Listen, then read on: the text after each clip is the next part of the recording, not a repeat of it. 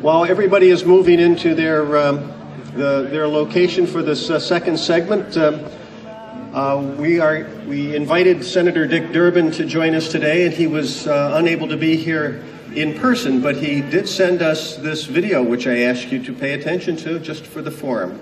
Please roll it. I'm Senator Dick Durbin. How about this Pope? Isn't it amazing? Pope Francis, in a very brief period of time, has become an inspiring global figure. He speaks so clearly, so plainly, in such simple terms. He even had the courage to bring his message to a joint session of Congress. And one of the areas we expect him to talk about is an area that you're going to discuss in the Urban Forum, and that is the question of climate change and the environment, its effect on health and energy. I take a look at this world we live in, and it's obvious to me, the scientists are right. Things are changing, weather patterns are changing. Extreme weather, we see it in Chicago, downstate Illinois, we see it all across our nation. In addition to that, we know that it's getting warmer. We're recording temperatures on this earth we've never seen before, and we know this has an impact, not just on glaciers and more water in our oceans and challenges that will bring, but also an impact on life in every one of our hometowns, states, and nations. So let's dedicate ourselves here in Illinois and across this nation and around the world to tackling this, not just because it's the right thing to do, but because we owe it to our kids and our grandkids.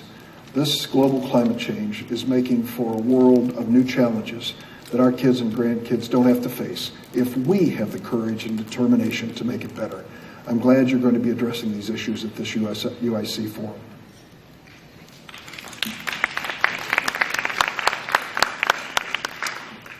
Very informative video about the next panel. The first panel spent much of its time talking about the health parts of the social contract. This one will be primarily on the environmental part. So the panelists, the panel will be moderated by WBEZ's Shannon Heffernan, and the panelists are Henry Henderson, the director of the National Resources Defense Council Midwest, David Ulrich, the executive director of the Great Lakes and St. Lawrence Cities Initiative, and Suzanne Malik McKenna, who's the executive director of Chicago Wilderness. Welcome to the panelists. Thank you. So I'd like to just dive right in and have you each introduce yourselves and say a little bit about the work that you do in the Great Lakes region and what's been on your mind in terms of how that relates to the social contract and the agreements we make with one another. Thank you. Am I on? Yeah. Mm-hmm. Good. Okay. Thank you. I'm Henry Henderson. I'm Midwest Director for Natural Resources Defense Council, which is an international environmental advocacy group that is about 40 years old and was involved with the passage of the Clean Water Act and the Clean Air Act 40 years ago. It is something that the previous panel kind of focused my attention on how much is possible, how much can be changed, and how much can be affected by effective governance, and that we are dealing in the Great Lakes with an immense amount of fresh water at a time when safe and sufficient water is the growing threat to the survival of our species and the survivability of the Earth. Care of this great ecosystem, which is 95% of the available water for the United States, which is kind of a gobsmacking number, can get into the weeds of the difficulty of governance and the apparent lack of a social contract. If we look at the founding environmental laws of this country, particularly the Clean Water Act, it underscores the existence of a significant social compact where you value resources based upon robust and evolving scientific information that informs policy that's responsive to people. And at the heart of the Clean Water Act is the role of people in self-governance, not an afterthought. It's at the core of the ability of the people to enforce the law, the ability of the people to be involved in what policies get passed. And it's really important when we're looking at this huge ecosystem that we have building blocks that actually articulate a significant social compact of people, science, self-governance, and dignity. And as we look at the myriad problems that affect the Great Lakes, from pollution to invasive species, etc., we need to look at the fact that we have some building blocks that are essential to moving forward the social compact to take care of all of us in a dignified way. Thank you. Well, I'm Dave Ulrich, Executive Director of the Great Lakes and St. Lawrence Cities Initiative. We are a group of 117 U.S. and Canadian cities located around the Great Lakes and St. Lawrence who have been banded together basically to be advocates for the resource. Mayor Daley here in Chicago and Mayor David Miller of Toronto were our founding chairs. And basically, there were three reasons we were created. Number one was to give cities a voice at Great Lakes and St. Lawrence decision-making tables. Secondly, to establish a best practices network among cities across the basin. And third, to make sure that Washington and Ottawa paid more attention to this incredibly valuable resource. I found the title of this particular session very interesting, namely the crossroads, urban areas and the crossroads of energy and the environment and health. The only thing I'll say is I think it's important to look at it in terms of the cross waters. Why we are here is because of the water. The connection that we have between the Great Lakes, Mississippi River Basin, being able to go out through the St. Lawrence really defines us. The Native Americans came here for a reason. The explorers came here for a reason. They had a way to get here because they had the water. They had water to drink. They had fish to catch in there. And the settlers came after them. So we really have been defined by water from the very beginning. It's the reason we've stayed here as well, because it's been able to nourish our agriculture, our large urban areas, our industries. All of those things continue to define us. Interestingly enough, I was just recently over in Dubuque, Iowa, and a group of 68 Mississippi River mayors have banded together with the affinity being the Mississippi River. So water just is an incredibly powerful force in our lives, and we're roughly 70% water ourselves. So we need to keep that in mind all the time. The environment that we have here, again defined largely by water, unfortunately by coming here and establishing ourselves, whether it's industry or urban areas, we've done a pretty good job of following our nest, particularly after industrialization. As Henry mentioned, with the passage of particularly the Clean Water Act, but a lot of the environmental laws in 1970, we started to at least stop the decline, if not turn the corner on many of those things. And I think we've been making a lot of good progress on all of those areas, and we'll need to continue to, particularly in light of what Senator Durbin mentioned, the whole game changer of climate change and what that means and how it plays out with this water resource. Shifting gears a little bit to the energy side of things, we don't often think in terms of the nexus between the energy and water, but I think it's important to recognize at the outset that a lot of our coal-fired power plants are located on the shores of the Great Lakes simply because, number one, of the availability of cooling water, and number two, a lot of coal has been brought in by barge over the years. Same way with the nuclear plants. We've got a lot of them around the Great Lakes, and the cooling water proximity has been critically important.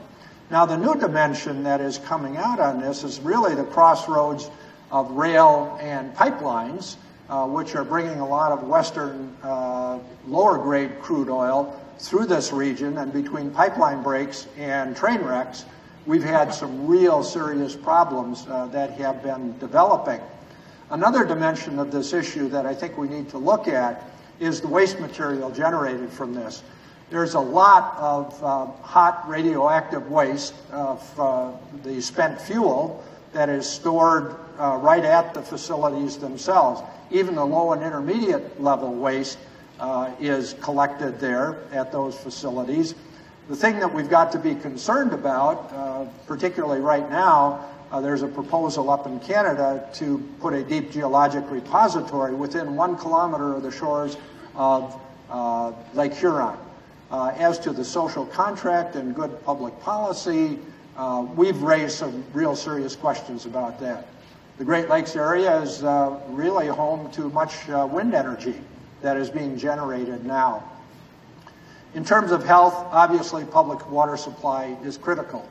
One of the many things we take for granted in our lives until things like the cryptosporidium in Milwaukee back in the 1990s killed 80 or 90 people. Just the summer before last in Toledo, they had to basically advise people not to drink the water because of cryptosporidium.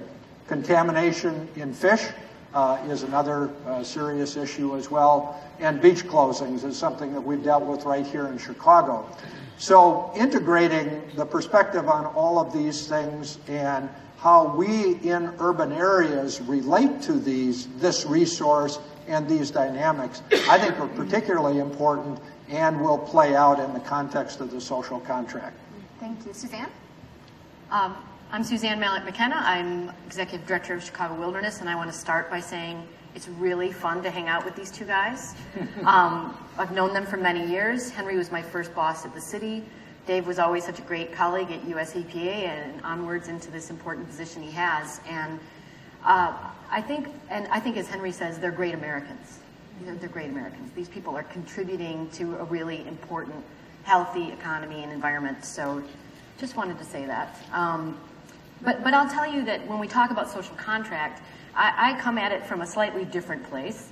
The Chicago Wilderness region, first of all, the name itself seems somewhat oxymoronic, but the reality is we often don't really think about, don't acknowledge, don't participate in nature, in natural resources. And the most basic of natural resources is water. We span a region that goes from southeast Wisconsin, northeastern Illinois, northwest Indiana, and southwest Michigan.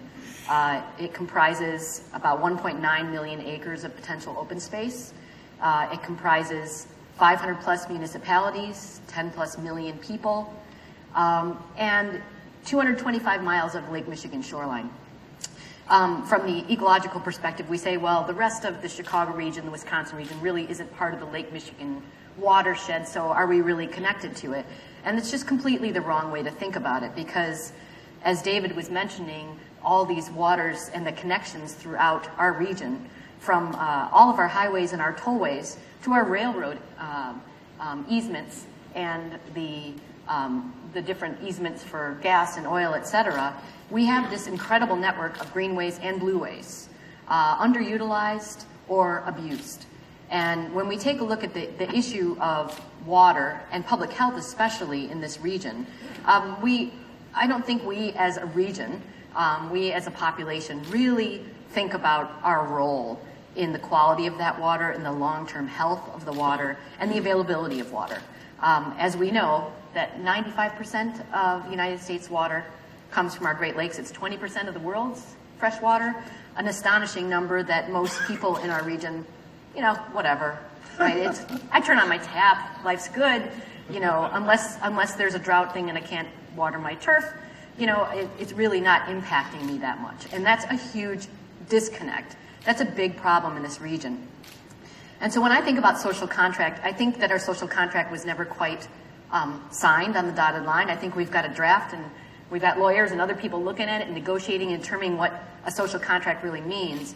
I personally think in this region, we've done a really crummy job engaging the residents, the businesses, the political leaders, the civic leaders, and environment and these activities that we can be doing for our quality of life for a really resilient region in the long term is really kind of lost in the shuffle of politics and drama, et cetera. David's example of the latest contamination that shut down a drinking water opportunity, all those things are crisis-based, and that's what we focus on, and then we move on.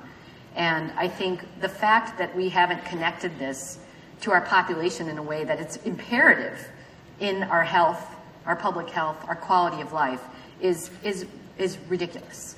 I like to say when the Clean Water Act, when the Clean Air Act, when Earth Day started, we all said we're going to have a paradigm shift and behavior change.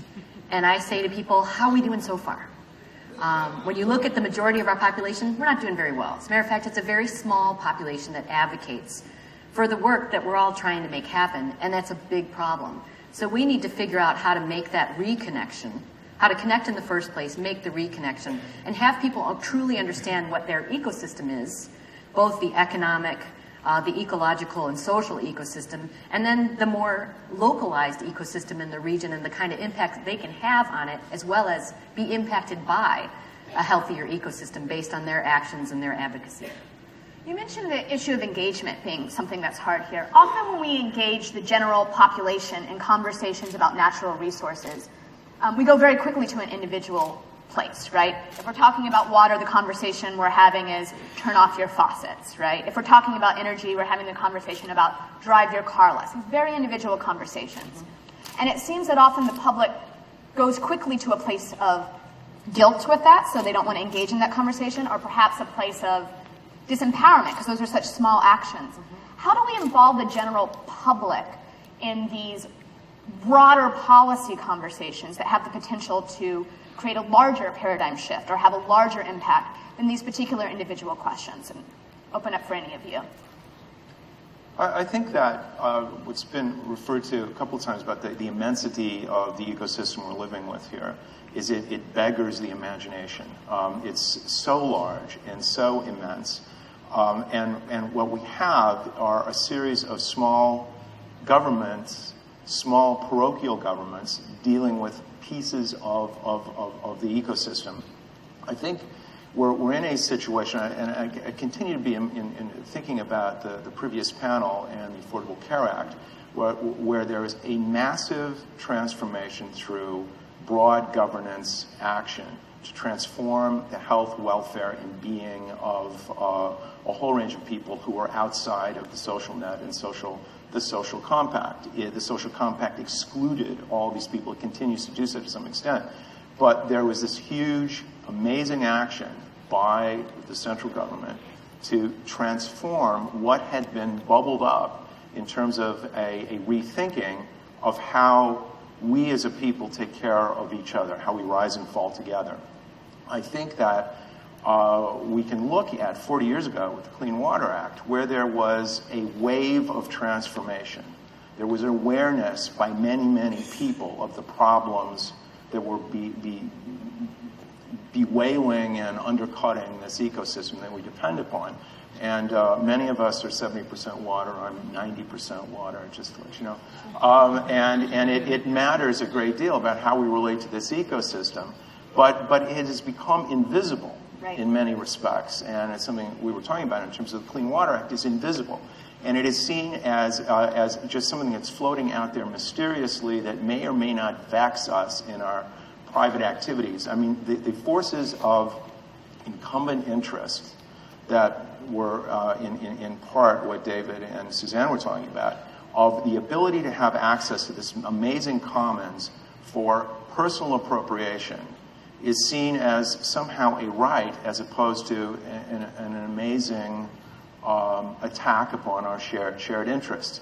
We were able to look at a change of the Affordable Care Act in terms of a lot of social capital, a lot of thinking happened, and we had an election, and a wave election that was able to put people into a position where they could actually act upon what was being generated by the civil society. This is something that bedevils our ability to deal with the Great Lakes. We have probably 20, 25 years of important thinking by cross-boundary organizations from the International Joint Commission, et cetera, about we need to govern this incredible resource as an ecosystem, a conjoined ecosystem where the health of waters, pristine trout streams going into Lake Superior are of interest to the people in Toledo, across the. But the generation of this thought has not been captured in terms of policy, performance, and laws. And that is the grand challenge to us of make it clear why this is important. And you have things like in America, summer before last, 1 million people in a city were deprived of drinking water, and it's not just deprived of drinking water. They couldn't touch it, okay? They couldn't take a shower in it. It was a system that fell apart. And there are all these repeated implications that we need to understand.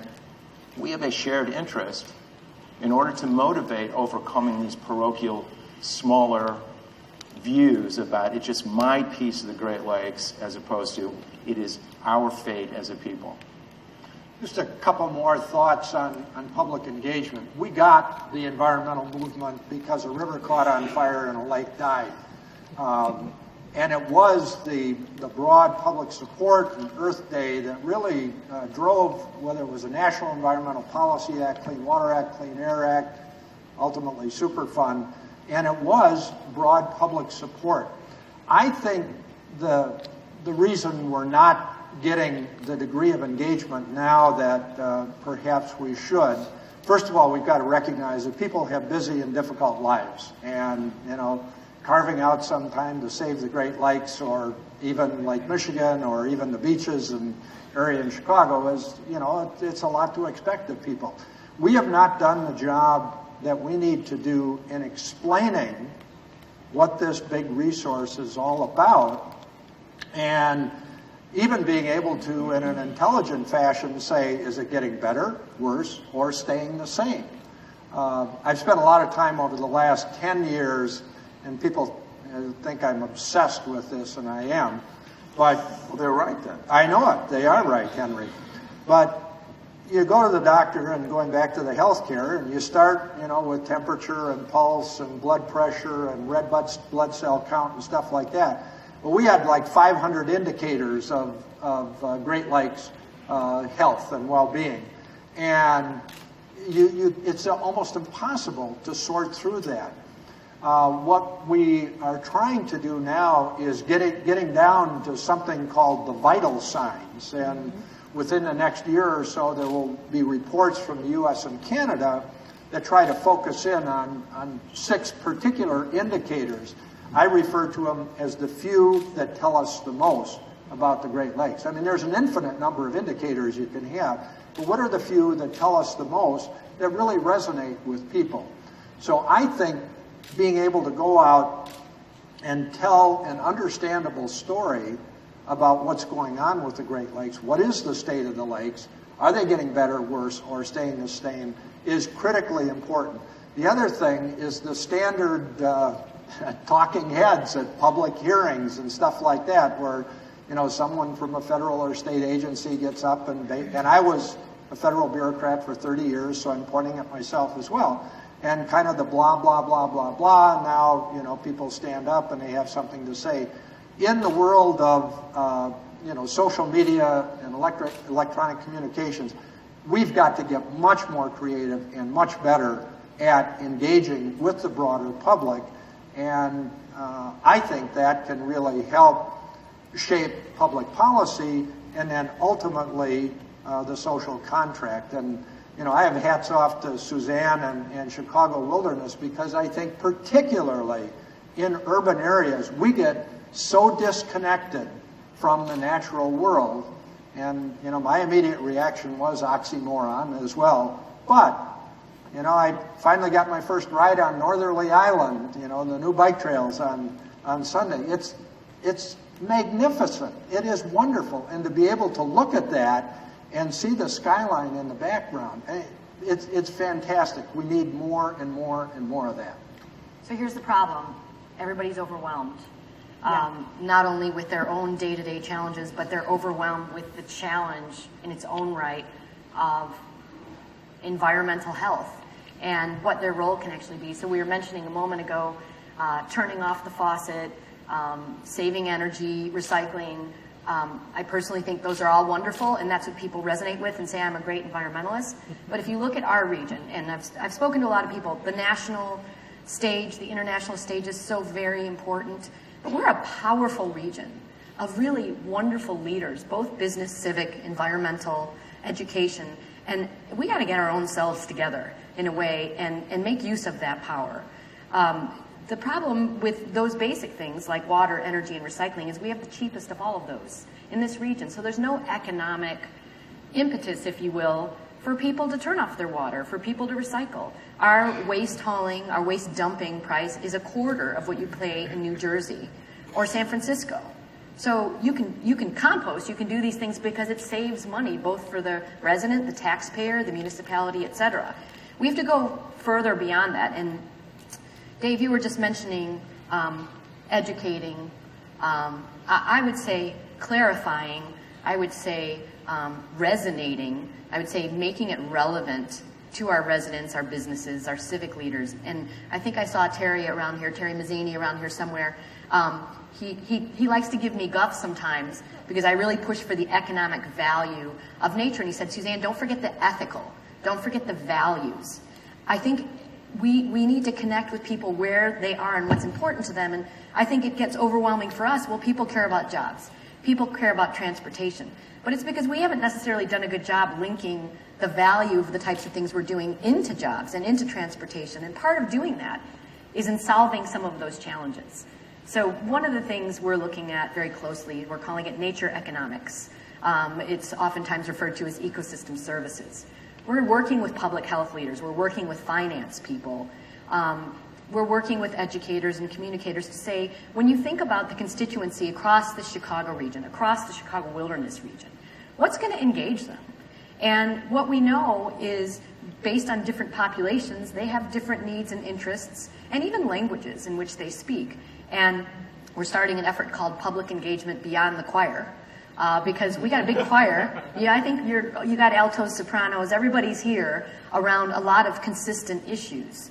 But we really don't look at the broader population and how to engage. And so our effort is about diversity, both cultural, geographic, generational, and economic, and seeing how we can speak to and engage and actually listen to these populations and constituents in a way that engages them where it matters to them. So there's that hyper-local kind of aspect, but people want to know that they're part of a regional effort. It gets a little overwhelming to think they're part of a national or international effort, and if we do Sky is Falling, people just turn it off. Well, there's nothing I can do. We're going to hell in a handbasket. So I think that combination of what we communicate, what they can do, but making it more connected to a regional aspect really connects to the Great Lakes and water. Because here in this region alone, not only are we having massive storm events and massive excess stormwater overflows, in the western suburbs in the south, we're getting drought and we're having problems with our I can't think of it right now, our water tables, our... Reversing. Aquifer. Thank you. A very simple word that just left. We have aquifers drying up. In the Chicago region, it seems impossible, but it is. So we have a role to play, not only in how much water we're bringing in, but how we're managing it currently, and thinking more creatively that provides both an economic, an ecological, and a social benefit that connects across all these issues. It's ironic that you're talking about the aquifers. A little over 100 years ago, when Chicago did the Great World's Fair of 1893, one of the things that the World's Fair wanted to do was get water from Waukesha, Wisconsin, because Waukesha, Wisconsin is one of the great bottlers of water in the world. And right now, before the Great Lakes community, is a request from Waukesha to take water outside of the basin in order to use it, because they've drained their aquifers so dramatically, and their belief is the only way to do it is to take Great Lakes water. It's a very big question for the Great Lakes community about diversion of water out of the basin. One of the many small but important questions about whether there is an appropriate governance structure to deal with the draining of the Great Lakes. I think there's an interesting question about how do you motivate people, and the question of education is the disintegration of the fourth estate, where people do not get their information from a shared source. There is the grand sort of people sorting themselves into particular small communities of discourse to try to talk about climate change, which Senator Durbin was talking about, which is one of the grand deltas on threatening the sustainability of the Great Lakes. Simply to use the word climate change is to address a particular community in one way and offend another in another way. and it illuminates a significant threat to the social compact, which is we actually have a thing called society, which I don't know if you recall Margaret Thatcher, former premier of Great Britain, said, there is no such thing as society. Anyway, there are some people who believe there is no such thing as society. And we are in a position where a series of decision makers and governance structures are so fragmented, and the people they speak to are so fragmented, and read things that affirm, and they're gang signs that are flashed across a chasm of discord and distrust, so that the leader of the Senate can write to 50 governors saying, disobey the EPA and the president's rule to deal with climate change. Disobey, all right? The grand no, right? Tied to, of course, sending a letter to the mullahs in Iran saying, ignore the United States because we can't be trusted. There is a disintegration of a social accord which 40 years ago, when we passed the Clean Water Act and Clean Air Act, it was a totally bipartisan thing. The question of the environment was a national question, a question around the purity, the security, the integrity, and the ability of this nation to prosper and take care of our own. Today, it is a highly fragmented thing where people gather at the chasm of disagreement and flash their gang signs across it. I'm with the environment. I am not. I'm with the economy. So and how you get at it is a good question for reporters. Where is there? It's going to be our fault somehow. It is. Definitely. You're being victimized. The disintegration of a there is no Walter Cronkite, no Uncle Walter to say that's the way it is, because people say that's not the way it is, or of course I already knew it, as opposed to creating a space of shared discourse. Now, as part of the problem, you all come from a primarily environmental background. And when we talk about climate change, when we talk about management of the Great Lakes, we often use the language of the environment. Are we doing a disservice that that's the primary frame we use, as opposed to these economic frames, as opposed to cultural frames? Do we need to be telling these stories not as environmental stories? Yes. Do we need to step back from that frame? Yes. I think that may seem heretical because we want, it's not? Okay. No. Thanks, Henry. Just checking. But I think the reality is it's not compelling. It's not reaching people. And we need to figure out a way to reach them where it matters. And so I oftentimes say, I can go just fine with not even mentioning climate. And certain places I speak, if I did mention climate, it would not only fall on deaf ears, they would turn off and stop listening. Now, that's unfortunate, but I'm not going to spend time hammering people with that. I'd rather spend time talking about the benefit of reducing flooding in their region, the benefit of a consistent return on investment if you invest in different types of infrastructure that isn't continuation of pipes, that isn't doing the job. So I think we need to speak to a different language. We happen to know that it has these environmental benefits. We happen to know that it's impacting climate. If it's not resonating now, I'm not sure it will resonate no matter how much we hammer it.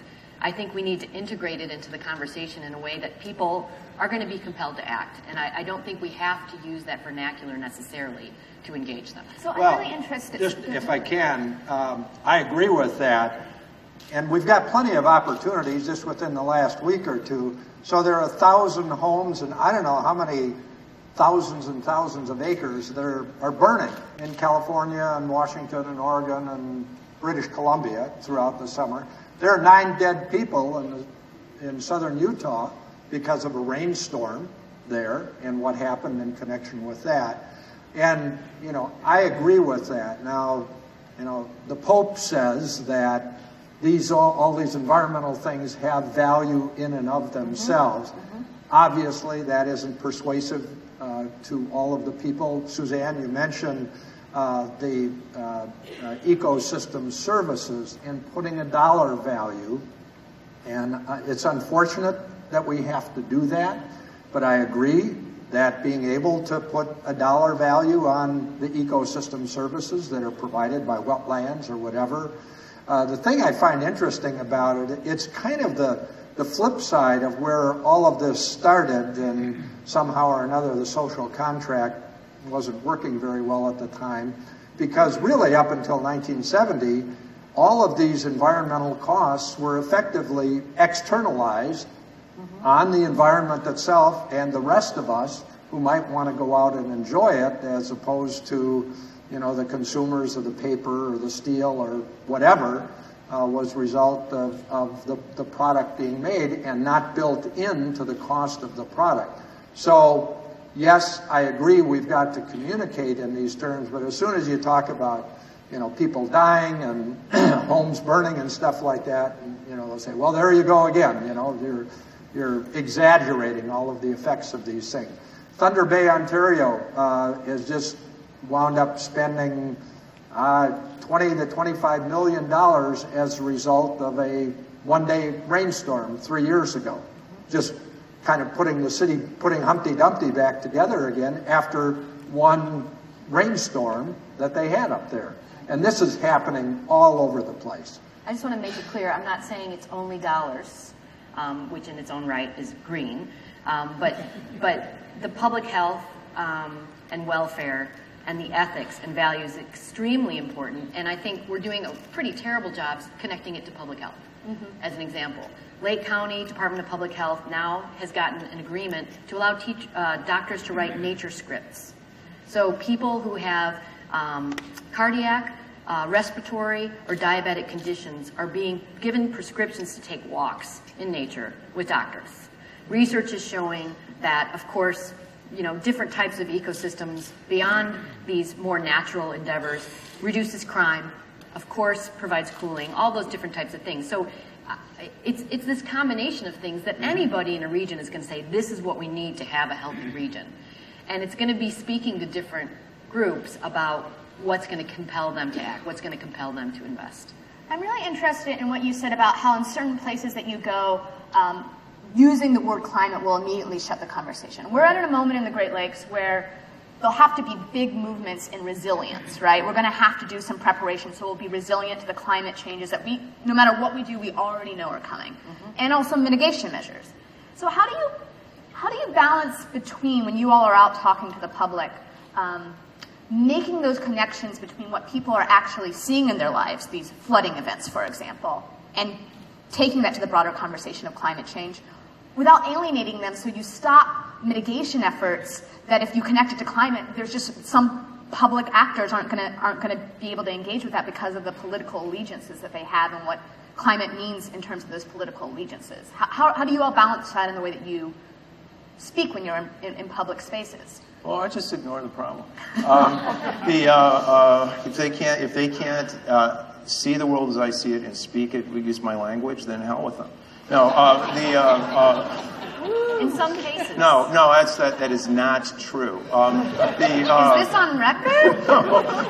No, there are a vast number of shared interests, and I really believe that. Right, lengthy discussion. We're spending a huge amount of time with how we communicate, and with a range of different. We're very involved with the Evangelical Environmental Network, the Archdiocese of Chicago, a range that are very value-based things, and we do not. There are a number of issues we are utterly not aligned with, but there are critical things that have to do with health, safety, and the ethics of society where we are. The Pope's encyclical is extraordinary in looking at hooking in the problems of the environment into centuries of deep ethical thinking and a range of values like the Catholic virtue of prudence, and how you tie that into what we should be doing to be prudent. There are a vast number, the most forward and heavily engaged part of the American society moving toward a clean energy economy is the military. Why is that? The military is involved with this because the Navy, the Marines, the Army have looked at the fact that they have these extraordinarily long supply chains. They're spending billions and billions of dollars to protect.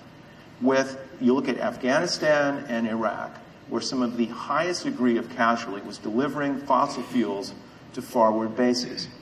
It is blood and bucks that we are literally bleeding and literally being drained of. And the military is spending a huge amount of effort to have an alternative energy system that will not put us in harm's way. That is a thing about security. It aligns up directly with what we care about.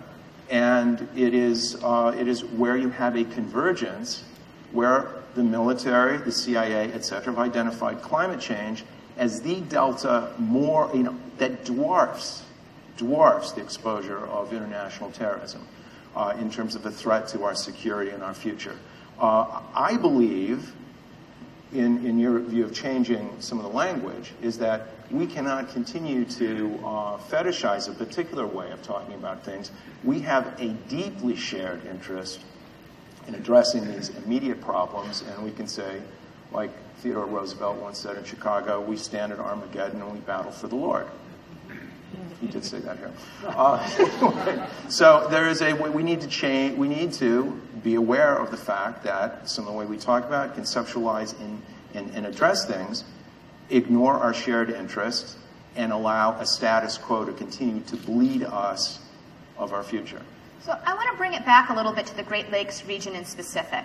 We've talked a lot about the role our region has to play in terms of a water resource. But David, you brought up something really interesting, which is we are also at the crossroads of energy transportation. If you talk about pipelines, if you talk about transportation by trains, if you talk about transportation on the lakes themselves. With the amount of energy resources that are moving through our region, are our public bodies keeping up with the rate at which that's been expanding? Not even close. Not even close. It's what happened with the shift to a lot of rail transport. There's a lot of pent-up demand, and a lot of people are going to blame it because we don't have a Keystone pipeline. So, the flow shifted in this direction. But basically what was going on was a dramatic shift between Alberta oil and North Dakota oil versus oil coming in from the Middle East. And it had to get from there to the refineries someplace, and whether it's BP down in Whiting or others more to the east, there was no other way to go there. And I think there was a 40-fold increase in the amount of oil traveling on rail within a 3 or 4 year period. Just phenomenal. And the safety requirements that were imposed, the integrity of the tanks themselves, the volatility of the product itself, the braking systems, the control of the people who were supposed to be, safely operating things, wasn't even close to being able to deal with this. Now, both Canada and the United States have moved ahead with additional regulations, but, there are 47 people dead in Lac Mégantic up in Quebec because the restrictions weren't tight enough. Pipelines, there is oil going under the Mackinac Bridge in a pipeline. Wobbles. What? That wobbles. Yeah. It's 60 years old, and the state of Michigan has been pushing hard to at least get them not to send heavy Alberta crude through, and it's going to be a lighter crude that I guess goes through it. But still, we aren't even close to being able to deal with it. And it kind of comes back to the whole infrastructure problem, whether it's public or private infrastructure, it's just not capable of dealing with it. And, we just, and this is one where, I don't know, I guess the broader context is, the social contract that we should reasonably be able to expect the people responsible for moving the oil to do it in a responsible way. Well, that hasn't been happening.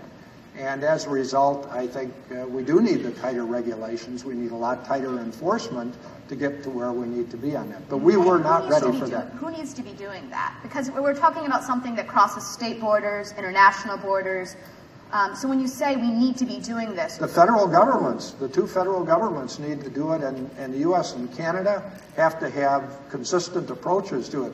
At the heart, neither the United States nor Canada has an energy policy, and we keep, pushing the fossil fuel side of things, and as a result, we wind up with this. We have inconsistent requirements. The public's got to lean on elected officials at the federal level to make this happen.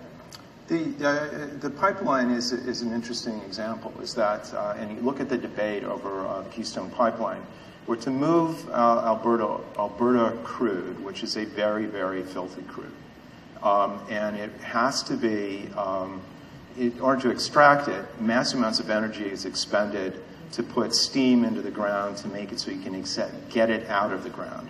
And then you mix it with the bitumen, you dilute it so that it can go into a pipeline. When you dilute it, it is basically the consistency of chunky peanut butter. And you cannot move it unless you have a heated pipeline under a great deal of pressure. Our regulations on pipelines presume no pressure and no heat, which is why you have a thing like in the Kalamazoo River a number of years ago, where you had a spill with the oil coming through here that when it spilled, the responsible parties, pipeline folk, said it was sweet crude, knowing that it was dilbit.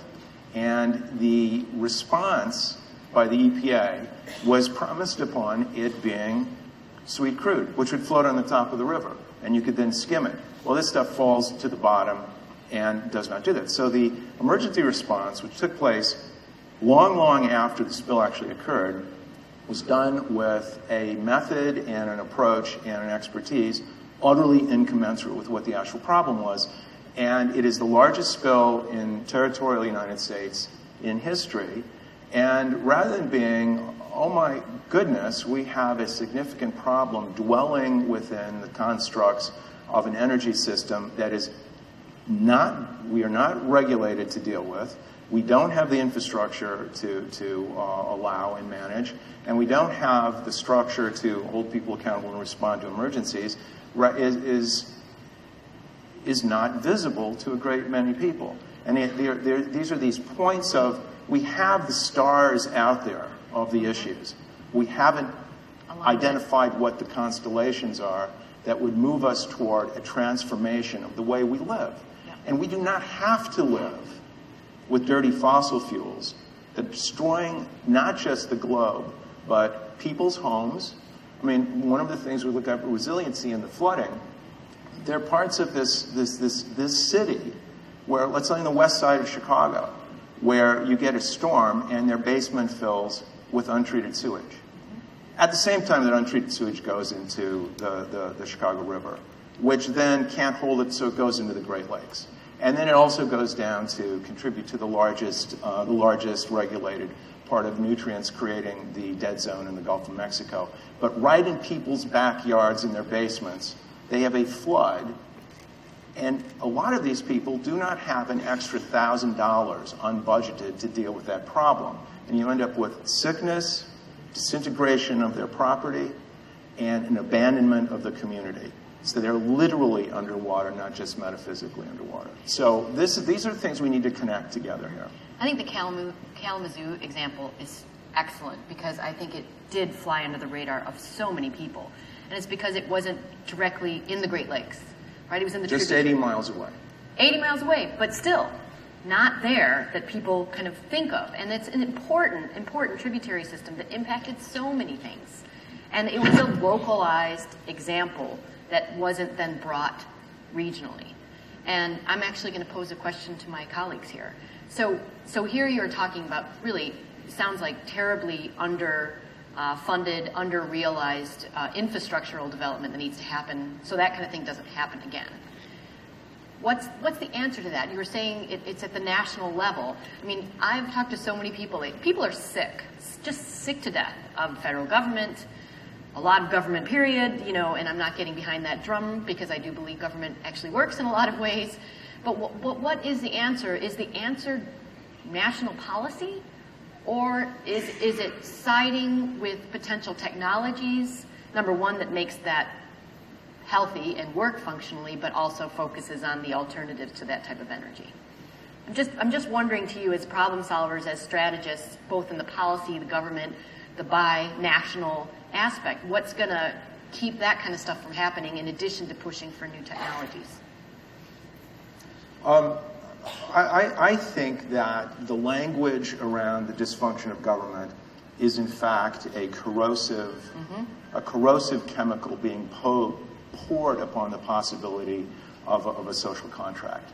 You can, the framing essay for this, which David Perry co-authored, talks about the history of the language around social contract, from Hobbes to Locke to Rousseau. Extremely important piece of that is you don't have a social contract without a governance structure. And a good governance structure reflects a solid social contract. You can have governance structures that do not reflect a social contract, can be the reflection of a kleptocracy or a wildly masochistic tyranny, et cetera, et cetera. But what we've got is the problem of years of anti-government rhetoric with a range of people getting elected to government specifically to make it not function. See what a bad job I'm doing, you shouldn't fund this. See what an inefficient set of activities there are. And creating a language around an illusory free market economy that somehow the pipeline folk are just going to do the right thing and fix it themselves. And when there's no upswing for that, they don't want to be accountable, etc. We've got a thing in Congress right now of an attempt to exempt ballast water, the largest venue for bringing invasive species into the Great Lakes. A proposal to exempt ballast water from the Clean Water Act, okay? So that they don't have to be subject to a scientific regime. There is no individual ability of citizens to enforce the law, stripping critical things away from what is a social contract. So I think the language of government as per se an intervention in a mysterious thing that comes from abroad and maybe just plain evil, in addition to being incompetent, is a corrosive factor that we have to fundamentally rebut.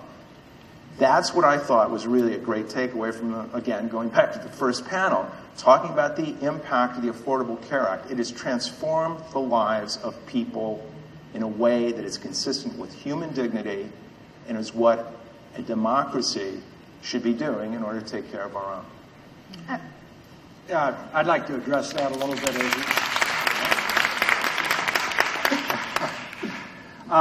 I think using this as an example, the pipeline, I think it was Line 5, Enbridge, and if you look at the economic forces behind it, the oil industry up in Alberta, the pipeline industry, the refining industry, and then, what we consume ourselves, I think that is just too big and too concentrated for, the mayor of Marshall, Michigan, which is where it happened, to go to the Enbridge folks and say, you really shouldn't have done that. And, I really wish you'd do a better job, and say, yeah, we'll do what we can. But and the fact that it's not only an interstate, but an international flow of something, one can reasonably expect that federal governments deal with those kinds of problems. Now, a lot of others can be involved, and that's kind of a tricky one in terms of how you monitor something like that, and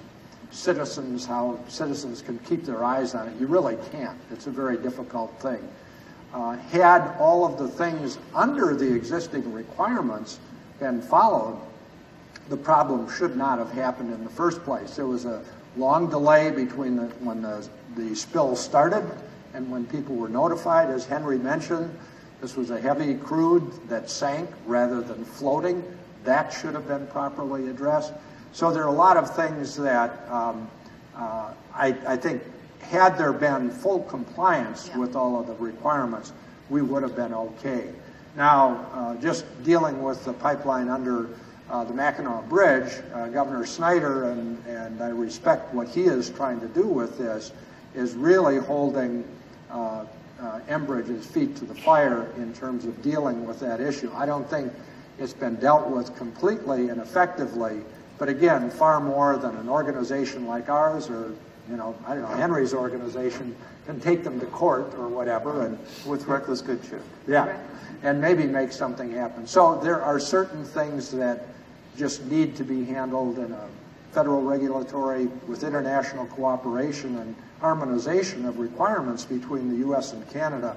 It's amazing how much is not harmonized between our two countries, and there needs to be much more of that.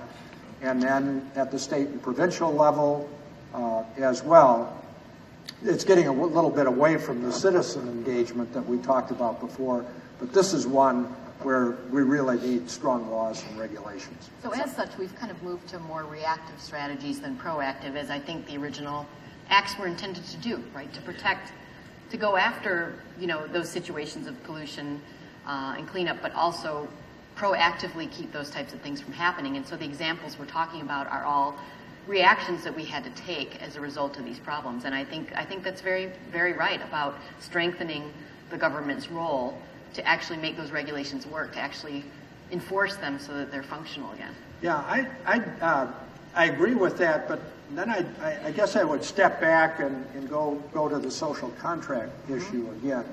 And, number one, I think we need to have much broader acceptance and recognition that climate change is for real. And the language of all of this is very interesting because it started with global warming, and then we couldn't talk about that anymore, and then it was climate change. I heard a term just recently, climate volatility, which is kind of an interesting twist on that. But both in terms of what we consume individually and, the availability of mass transit and things like that can very much go to how much or how little that we do consume, how we generate the power. We have, everything has been driving the fossil fuels for a long time. Do we have an energy policy that will push us much more away from the fossil fuels so we don't have to have barges full of coal and we don't have to have so many pipelines full of oil that have the potential, to break and contaminate water. So if we look at it in the broader context, I hope we're moving in a direction that is less reliant on fossil fuels and that we're all consuming less of it. But in the meantime, we've got to have tight regulations of the pipelines and the rails. Enbridge isn't here, but I've spoken with them quite a bit about this particular spill. And if they were here, what they would say, I believe, is, look, after that spill, we made these improvements. We improved the infrastructure. We had better sensors. And there's too much regulation already. And the regulation that's there is slowing us down from moving things through pipelines, which means we're putting it on trains, and that's more dangerous. So they're saying we are acting as a good player here and fulfilling a social contract of sorts to bring people the energy they need in what we believe is the safest way possible. So how do you engage them? What is your response to how they've framed that conversation? I would say I'm so surprised they said that. The fact is that the business of business is business. They're there to generate value for their investors. It is not their fault that there are a range of inadequate regulations and that there is a massive disinvestment in enforcement structures to make them obey the law. The point is that we need to be focusing on structures that are supportive and cultivate the safety and dignity of people and communities. We cannot allow these massive existential questions to be answered by extraordinarily narrow interests who, by a matter of law, are bound to look after only the interests of their investors. This is not a social reality. They don't have a social contract. That's why we need this. And it's sort of like, the answer to is like, well, they would say that, wouldn't they? It is not. It is what they do and what they think. But we, as a people, need to hold them to a higher standard and to frame how they behave. I had an opportunity to meet with some fairly senior people from Enbridge shortly after it, and I give credit for them reaching out to us. I do think they did learn a lesson. It cost them $1 billion to clean it up, and that's, I don't know how much of that was insured. But, but I agree with Henry. At the same time, the bottom line is their bottom line, and that's why there needs to be a regulatory scheme that is taken seriously and is strong, and there needs to be broader social pressure on it as well. We're from the oil company, and we're to help you is even more laughable than we're from the government to help you. Well, I don't know. I feel like I'm going to just keep causing trouble here a little bit, but I love it. Okay, fine. And maybe it's because I'm a ridiculous optimist, but I agree that the businesses are in business to do business and make money and all that, and that's just the way it's always going to be. And I wonder, where are those opportunities? And again, I look to the Chicago Wilderness region and our many industries here to partner with them in a way that's not just, greenwashing, if you will, but gives them, we're all humans still. We all have emotions and feelings and all that.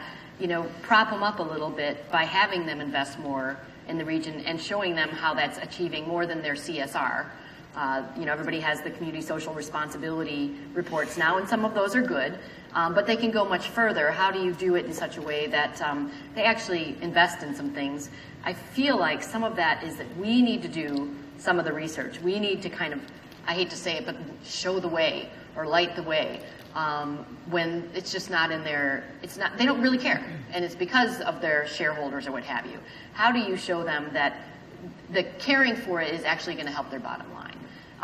And that's kind of the strategy, since I don't do policy in the way that these gentlemen do, although we'll probably do more localized work. That's the way I think we're going to be more effective. And I think for us, it's very much about going past, relying on government from a funding source perspective, just relying on our foundations, but really looking at a combined, and if you will, mixed income investment in our region, in our work, in a way that everybody gets something out of it. You have some mission alignment, but as such, you're expanding the pot of investment that happens in this region that, we're talking about mitigation, adaptation, picking a strategy that they might more likely jump into, and I think that resilient, long-term, healthy region that they're investing in, they want their employees to come to, it hopefully will be helpful in turning the tide, at least in this region. So I think, just very, very quickly, I think it's the thing about, if you look at the business, you look at a range of the clean energy economy that I think is within our grasp, and there will be a session about this afternoon. But we have before us a set of, if we have energy policies around, you look at electricity, it is a set of policies where a lot of utilities, the way they can make money is by selling more energy as opposed to being efficient. That is changing dramatically. And we are we're working hard with state legislators, et cetera, to make it possible for utilities to make money by being cleaner, by investing in efficiency, by investing in renewables, by moving off of fossil fuel. And that is a gigantic part of what this agenda is around a social capital and a social contract, is that you cannot expect businesses to basically be in the we will give things away with no return. It's rather, is it possible for Commonwealth Edison, Ameren, et cetera, to make money by being efficient, by being clean, et cetera? Those are structures that are a matter of law and policy. That is why effective governance engagement, to make it possible for them to make a return on investment by being clean, at the same time it creates jobs. Look at Chicago. Retrofit Chicago is retrofitting all these old built buildings that create jobs, create demand, reduce the cost of operating buildings, and helps address the climate change problem. So these are the kinds of detailed advocacy pieces that are possible, and it brings in a whole range of other interests into the equation. That's optimistic. We could have an entire conversation just about that, but I want to make sure we take some time to open this up to the audience and get your questions and thoughts on this. We're going to have microphones in both of these rows here, so you can just walk to the one that's closest to you if you have a question or thought you'd like to share with the panel.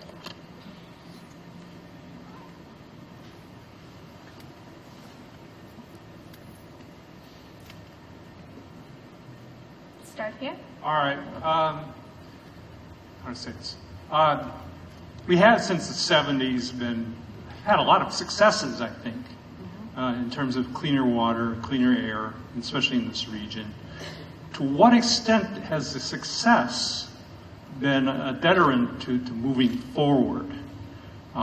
Especially when you start talking, we cleaned up ozone in the air. We've been fairly successful with that. But we have not touched CO2, obviously, or methane. But you hear people taking credit for the success that they've done, say, in air quality or water quality, the fact that you can now walk and kayak in the Chicago River, to some detriment to your health, I guess, as it's more recently been coming out. Big time. Yeah, but anyways, to the average consumer, it seemed pretty successful. So what has been our success, and how does that affect our going forward? I'll take a shot at that. I think there has been a tremendous amount of success. In fact, I think history may look at this last part of the 20th century and what's been done environmentally in this country and in the world as one of the real domestic success stories. It really has been tremendous, the amount of improvement out there. I think it's very much a two-edged sword.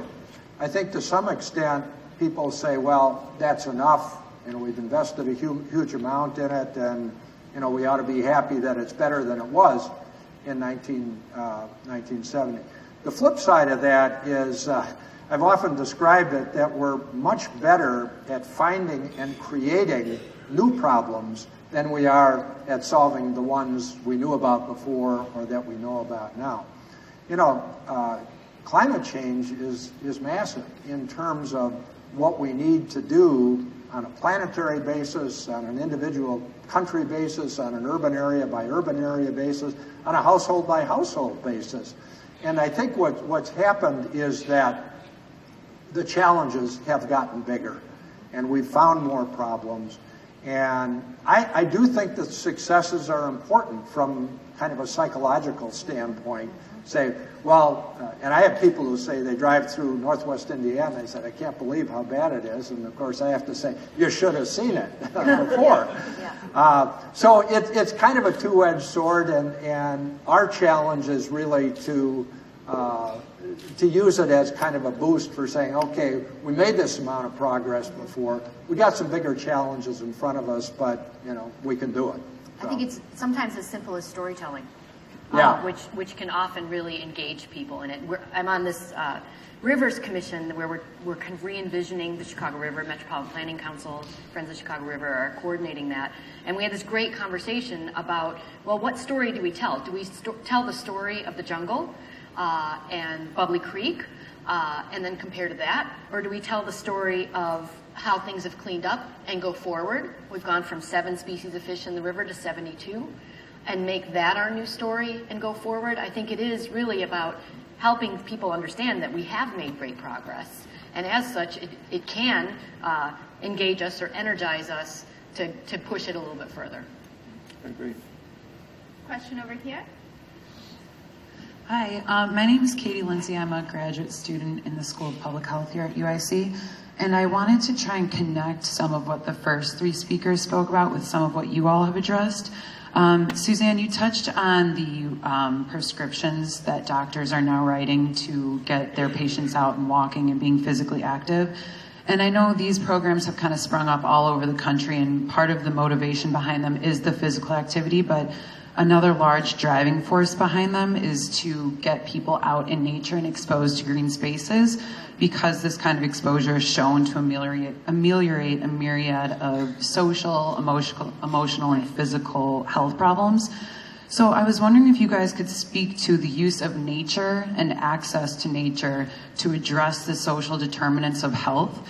And is that an effective lens at this point in time to frame conservation efforts?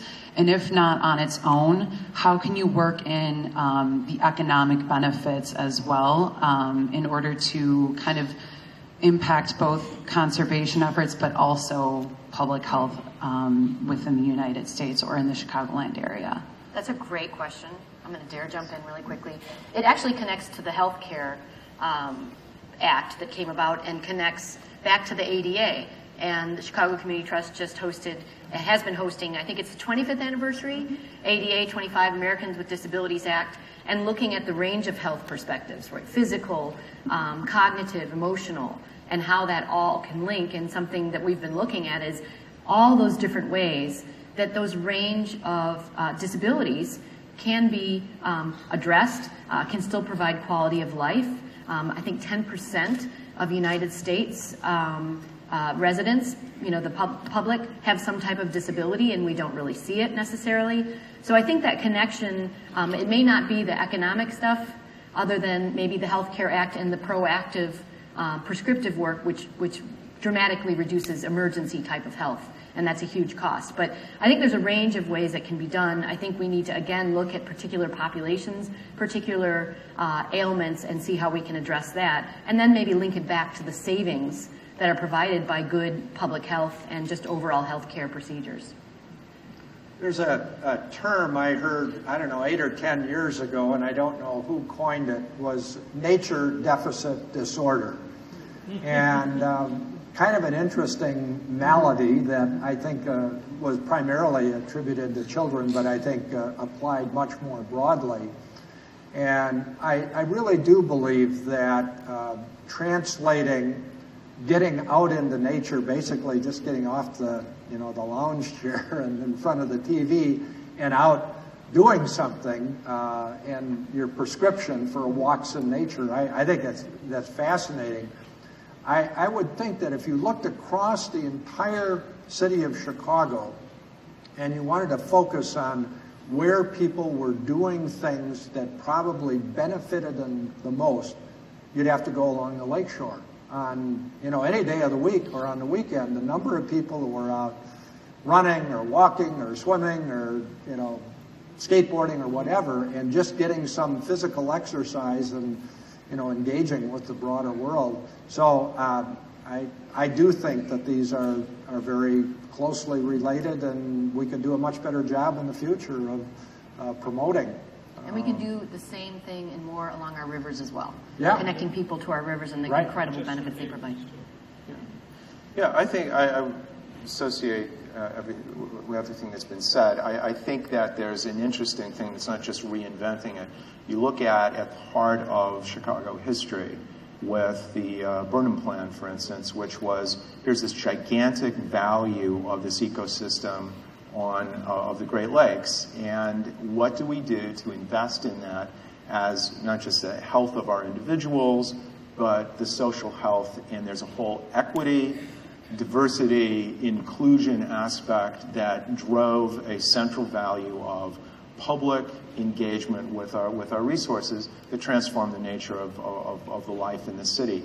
And so that is sort of an interesting thing of getting back to really a nonpartisan approach toward the value of these resources that are social and transformative in nature.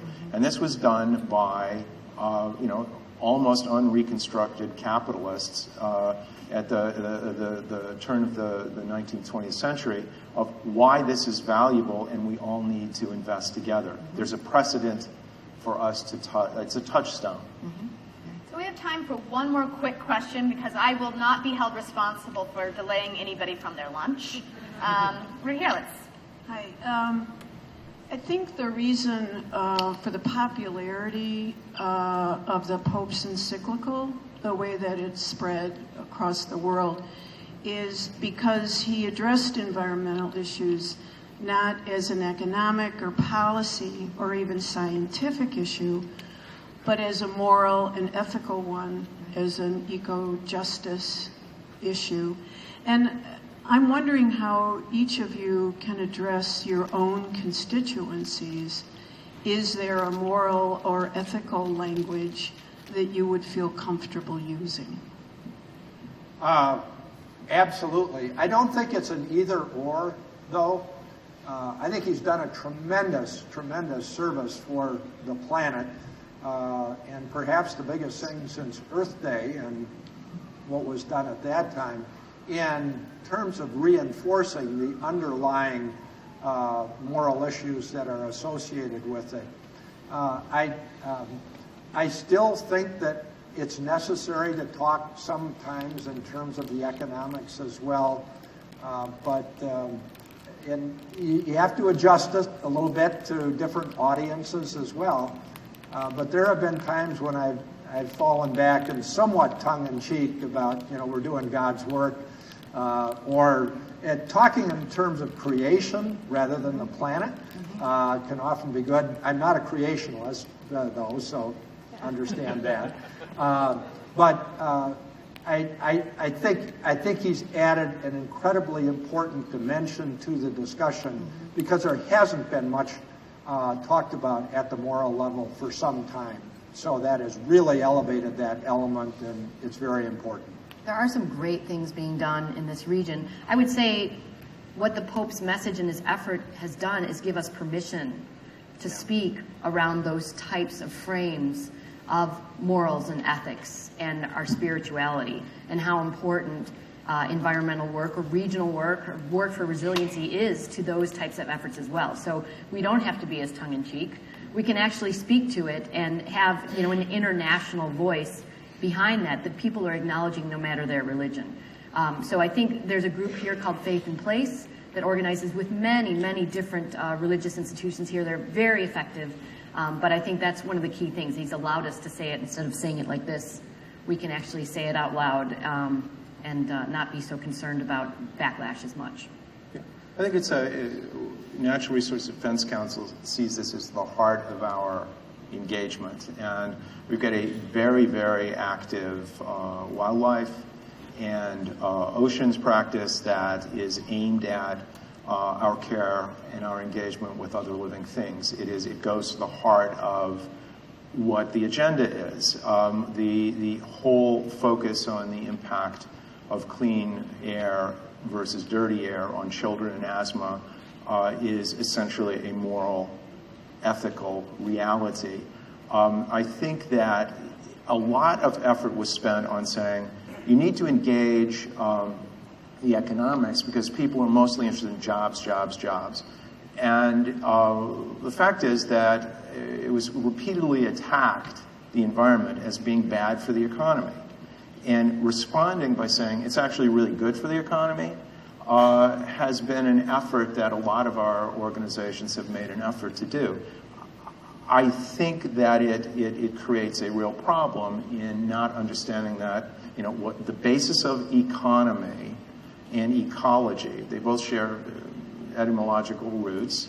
The eco part is about our home. Ecology is our knowledge of our home. Economy is the rules of our home.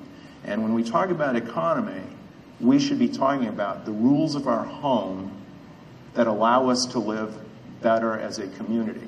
And we need to insist on the economic piece as not just bean counting, but what really matters in terms of our investments in our shared home.